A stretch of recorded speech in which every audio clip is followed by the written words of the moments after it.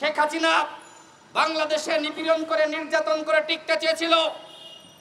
অনেকে মনে করেছিল শেখ হাসিনাকে হটানো যাবে না, কিন্তু দেখেন আল্লাহর পক্ষ থেকে এমন ভাবে রহমত নাজিল হয়েছে, শেখ হাসিনার মসনদ ভেঙে চুরে খান খান হয়ে গেছে। সুতরাং ইসরায়েল যদি মনে করে যে আমাদেরকে কেউ ধ্বংস করতে পারবে না, আমরা পরাশক্তি হয়ে গিয়েছি, আমরা ইসরায়েলকে বলবো ওই ফেরাউনকে দেখে শিক্ষা গ্রহণ করুন, ওই নমরুদকে দেখে শিক্ষা গ্রহণ করুন। নমরুদ ফেরাউন টিকতে পারে নাই, ওই ইসরায়েলের নেতানিয়াহু সেও বাংলার সেও কোথাও টিকতে পারবে না, সে নিপীড়ন করে টিকতে পারবে না। সংগ্রামী সাথী ও বন্ধুগণ, আজকে লেবাননে আমার ভাইয়েরা কষ্টে রয়েছে, দুঃখে রয়েছে। কেন মানববন্ধন করতে হবে, কেন চিৎকার করতে হবে, কেন আহাজারি করতে হবে? এই সরকারের দায়িত্ব ছিল আমার ভাইদের পাশে দাঁড়ানো, এই মানববন্ধনের আগেই তাদেরকে নিরাপদে বাংলাদেশে ফিরিয়ে আনা।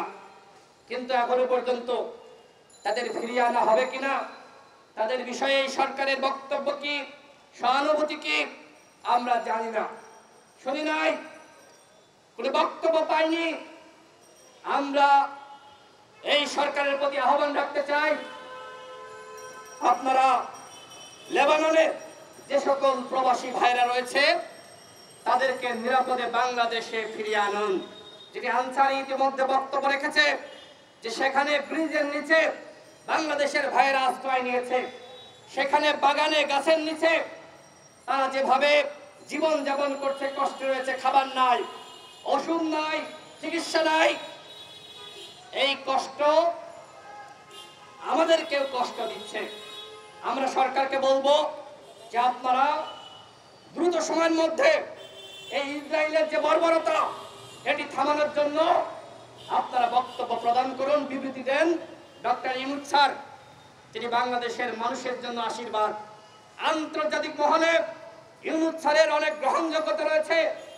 আমরা মনে করি রাষ্ট্রীয়ভাবে ইউনূস স্যারের মাধ্যমে এই বর্বরতার বিষয়ে একটি প্রতিবাদ যাওয়া দরকার, আন্তর্জাতিক মহলকে দৃষ্টি আকর্ষণ করা দরকার।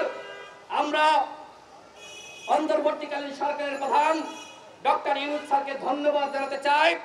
তিনি জাতিসংঘে যে বক্তব্য দিয়েছেন সেখানে নিপীড়িত নির্যাতিত ফিলিস্তিনি ভাইদের কথা বলেছেন, সেখানে রোহিঙ্গাদের বিষয়টি তিনি সামনে এনেছেন।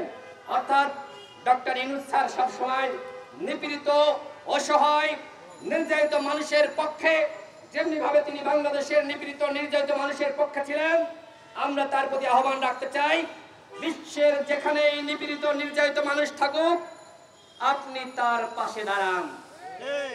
আপনার কথা প্রেসিডেন্ট বাইডেন শোনে, আপনার কথা আমেরিকা শোনে, আপনার কথা পশ্চিমা বিশ্ব শোনে।